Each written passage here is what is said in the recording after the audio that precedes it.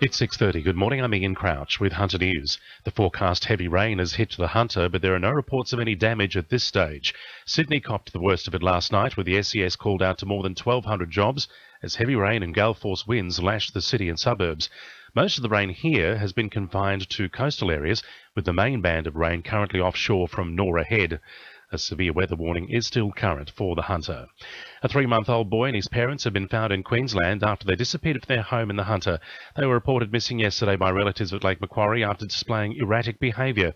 Blake Clifton from Police Headquarters says the boy's parents have been arrested. About 9 o'clock last night, Queensland Police located the family after they were allegedly involved in a motor vehicle collision in Warwick in Queensland. As a result of that collision, a woman was taken to Warwick Hospital with minor injuries. A 32-year-old man and a 20-year-old woman were arrested by Queensland Police. They continue to assist with inquiries. The 3-month-old boy was taken to Warwick Hospital for observation.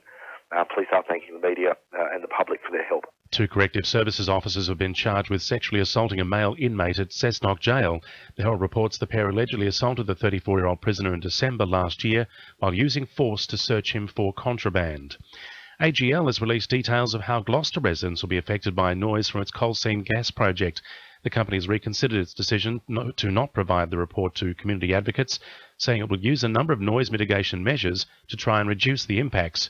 But Gloucester Groundswell volunteer Jenny O'Neill says there's already been a lot of noise since construction began. Well, construction's actually been going on already for the last few weeks, and quite early on in that there were a lot of truck movements going past along these quiet country roads, which causes a lot of noise. And this is one of the things that doesn't seem to have been addressed very well in the construction noise management plan that's just been released.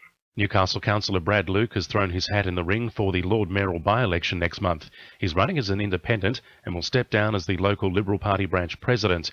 There are currently 6 people in the race for the city's top job, including former councillor Aaron Buman, who's also running as an independent.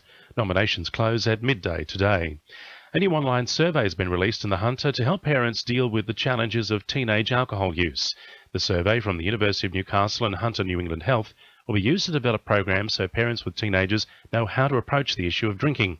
Lead researcher Dr. Connor Gilligan says the survey results will be important in shaping these programs. In order to create a program that's really appropriate for parents, we want to first hear from parents themselves about what they'd like, the way that they'd like to get the information, how they'd like us to engage with them about it, because we don't want to just go out there and tell parents, not to give their kids alcohol. Now with sport, Belinda Delaceres. Newcastle Knights rookie Sione Matautia insists he's still coming to terms with becoming a Kangaroo after being named in Australia's Four Nations squad yesterday. He joins teammate Beau Scott in the 24-man lineup to take on New Zealand, England and Samoa over the next several weeks. The talented Knights utility is one of 10 debutants preparing to don the green and gold in coach Tim Sheen's new-look Australian side. Meanwhile, Maitland junior Greg Bird has also been rewarded for his recent form with a spot in the Kangaroos.